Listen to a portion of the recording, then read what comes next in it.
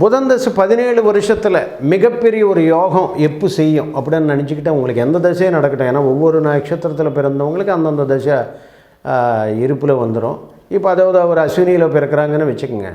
ஒரு அஸ்வினியில் பிறக்கும்போது அவங்களுக்கு கேது தசை நடக்குது, அடுத்து சுக்கிர தசை நடக்குது, அடுத்து அது உங்களுக்கு அந்த தசை நடப்புகளில் எது யோக தசைன்னு முதல்ல நீங்கள் தெரிஞ்சுக்கணும். உங்கள் ஜென்ம ஜாதகப்படி எது யோக தசை, அந்த யோக தசைகளில் யோக புக்திகள் என்ன அப்படின்றது நீங்கள் தெரிஞ்சுக்கணும்.